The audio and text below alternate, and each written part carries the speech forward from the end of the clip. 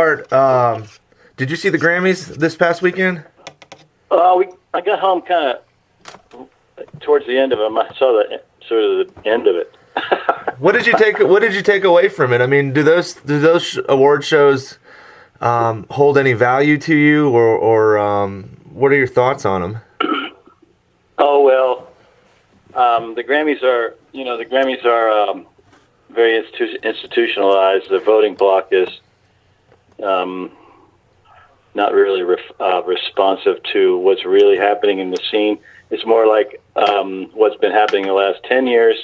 They go, oh, this artist is really good. They're popular. Let's vote for them. I mean, I don't even vote. I'm a voting member, but I don't vote in the big categories because I don't know it. But you can vote in a lot of categories without really knowing much about the music, and it's kind of a popularity contest. Or whatever name strikes you, you know what I mean? Well, I don't know. Well, like sometimes when we get asked to vote on stuff, I'm like, well, I don't even know what that is, so why would I cast my vote in it, you know? But right, yeah. Well, I guess So as you were saying, sorry. No, it's just I know there's a backlash about it not being relevant, and it hasn't in a lot of ways been relevant. I mean, the old rock stars get the thing. There's a because they have a longer reputation span, you know. But it's a reward for longevity in a way. Maybe that's legitimate, but I think it's kind of distorted as far as popular tastes are around the country. Well, what's funny about that is I tuned in because I wanted to see what Sturgill Simpson was going to do, and yet they didn't broadcast him winning the Country Album of the Year award, which is funny because I wonder, seeing as country is so big in the mainstream, that if he hadn't won it, would they have actually broadcasted it? Because I figured maybe they were thinking he was going to say something, which he did. He said to this, like I said, it's surprising that they didn't broadcast it, but he had said, I guess the revolution won't be televised. Yeah, right, I saw that, yeah. Yeah, I guess that's what he was getting at. I didn't quite realize that until just now. I thought I checked it up the next day to see what he said, but I didn't realize it wasn't on the broadcast portion. So I guess that makes sense. Well, And he's quoting a guy named Gil Scott Heron, who's incredible, kind of a revolutionary artist back in the early '70s. So he's kind of stepping into kind of a radical shoes. He's already in the radical shoes. And for him to get nominated for Record of the Year was a big thing. Some say it was because they didn't want Beyonce to get in there. Yeah. I don't know that the board of directors and their committees, they have committees that decide what goes in what categories. Yeah. And I was thinking... I'm not going to say that they're racist because I don't know how that happened. Well, I wonder too, it was very crazy how Sturgill's... I mean, I'm all about the artist, but when you look at the numbers, Adele sold 25 million copies of that record, and he sold 150,000. And I thought that was pretty interesting that they were in the same block. I still trying to put my finger on why that happened. I mean, his record was incredible, but it's just the powers that be always seem to win out. Yeah, that's true. I mean, it's unusual for somebody to sneak through the middle. It's usually because there's a split in the votes. What do you see? I mean, you've been in Nashville for a while, and things tend to be cylindrical when it comes to what's in and what's out. But what do you see right now when you see these artists that are coming around the side and making it in there? Well, the infrastructure hasn't really figured a way to market that. They don't know how to latch onto that stuff. Unfortunately, I think they're going to have to at some point. But the radio is the thing that I think is. Hasn't come around. If the radio would come around and play Sturgill Simpson and Jason Isbell on the commercial stations that are getting all this promotion money and got a free ride and all this stuff from, they don't have to pay for their records. They don't have to pay artists. That the rule is you're getting promotion out of these people, so they don't have to pay artists for the airplay. That radio is not going to, until radio comes around, that's not going to really happen. It's funny, radio is showing itself to be irrelevant, and maybe It did with Oh Brother. Yeah. And they still haven't learned since then. Well, what's funny weird. to me is you know, you look back at the golden era of AM radio, that's where you found new music, and now everything I hear on the radio is just the same Aerosmith song and the same pop song on every station every hour. Yeah. Well, the internet sort of solved some of those problems.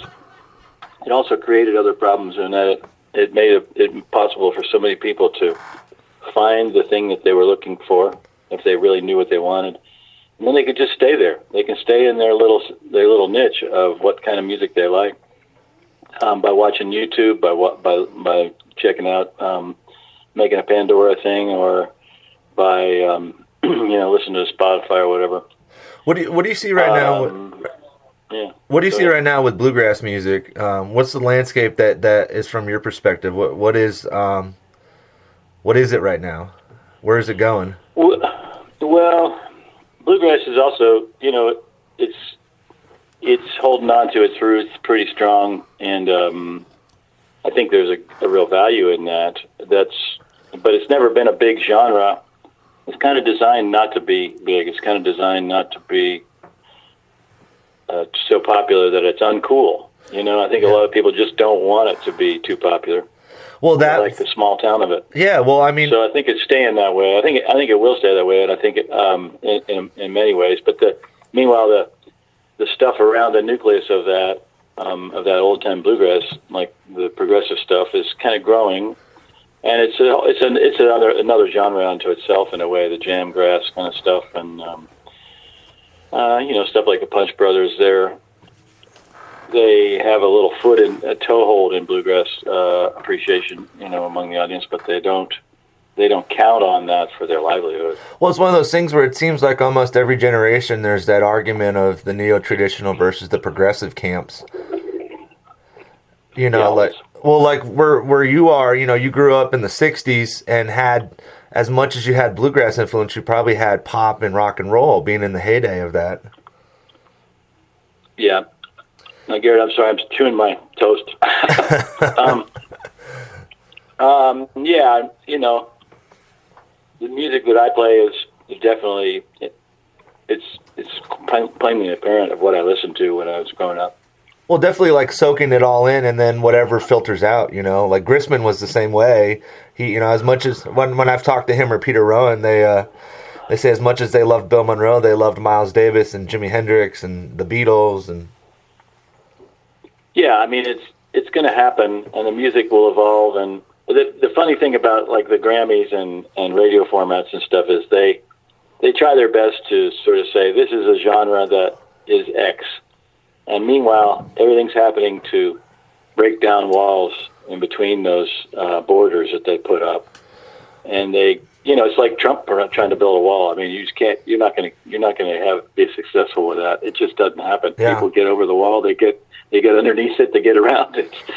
Well, what's weird too is that this buzzword of Americana has become such a kitchen sink kind of thing. Yeah, Americana is a funny one too, and it's great that it exists, but it's not a real format in that it doesn't. I mean, it's kind of hard to say what the music is when it includes a Nopa County solo banjo record and Jason Isbell and Willie Nelson and I don't know, J.J. Cale. Because maybe if they called it country music, people would stray away from these pop country acts. Yeah, maybe so. I think there's, I think they have. The country has different formats too, I suppose. I don't really know.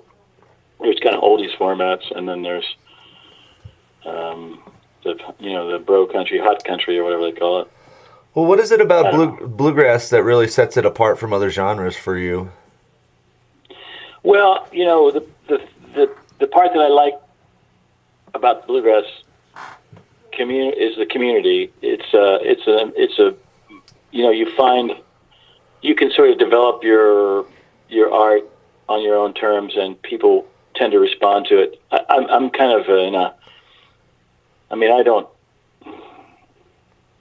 shock the system too much. I mean, I still play primarily acoustic. And I suppose it's fairly country-oriented stuff. But I can sort of wiggle a lot in there and not feel like I'm going to lose an audience. I think I've built an audience based on my sort of diversity, and that's rewarded slowly. I mean, there hasn't been like a big surge ever, but slowly but surely you're able to make a toehold and make a career. Peter Rowan always said to me, too, that Bill had told him that if you can play bluegrass, you can play anything. Bill Monroe is right. Bluegrass is a great training ground. I mean, the people that play bluegrass and can play rock and roll, but sometimes the people play rock and roll can't play bluegrass. Yeah. The jazzers can't play bluegrass. The bluegrassers sometimes can play jazz. I don't know. It's not that easy, but there is a lot of technical facility in bluegrass that is required, and that enables you to work in other genres a little more easily, I think. Well, you can't hide behind anything. It's you and the instrument, and that's it. And if you can't play, get off the stage.